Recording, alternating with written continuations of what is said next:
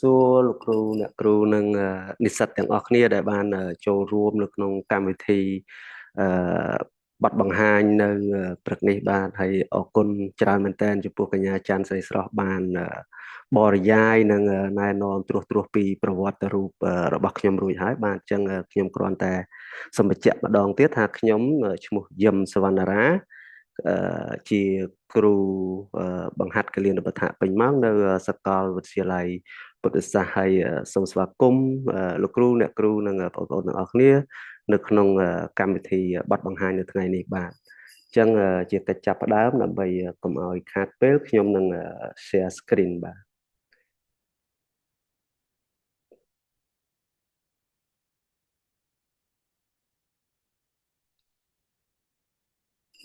បាទអញ្ចឹងជាថ្មីម្ដងទៀតថាតើលោកគ្រូអ្នកគ្រូនិងបងប្អូនទាំងអស់ឃើញ slide របស់ខ្ញុំទេឃើញលោកគ្រូ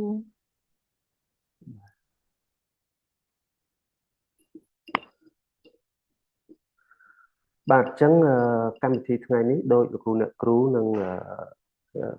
ក្រុមការងារយើងទាំងអស់គ្នាបានដឹងហើយថាពួកយើងនឹងចូលរួមជាមួយគ្នាដែលខ្ញុំដាក់បង្ហាញអក្សរពណ៌ក្រហមធំធំនេះគេហៅ stop the shock បាទហើយទន្ទឹមនឹងហ្នឹងមិនត្រឹមតែអក្សរធំធំទេយើងនៅមានឃើញពណ៌មានសញ្ញាគ្រាប់បែកណា subsist kill ហើយយើងមើលសញ្ញាគ្រាប់បែកនៅខាងលើខាងស្ដាំដៃ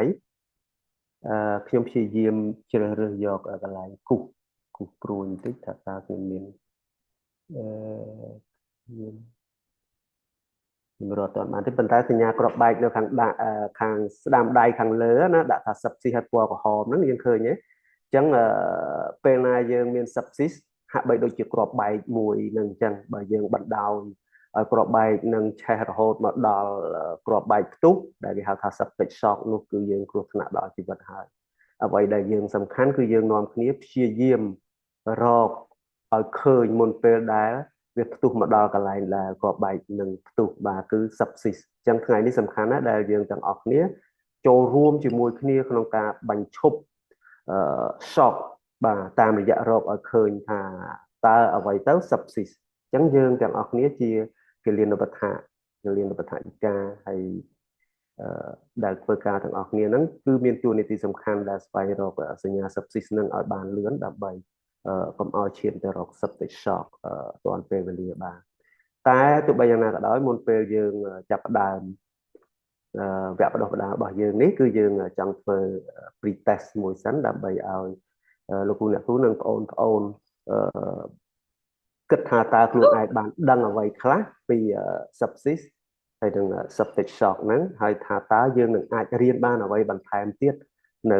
ក្នុងព្រឹកនេះបាទអញ្ចឹងសូមគោរពអញ្ជើញលោកគ្រូអ្នកគ្រូនិងបងប្អូនទាំងអស់គ្នាសិក្ខាកាមទាំងអស់scan QR code ដើម្បីយើងធ្វើ pre-test ឬក៏ក្រុមការងារគាត់នឹងទម្លាក់អឺ link ដើម្បីឲ្យលោកគ្រូអ្នកគ្រូទាំងអស់ចាប់ផ្ដើមធ្វើ pre-test បាទអញ្ចឹងសូមគោរពអញ្ជើញ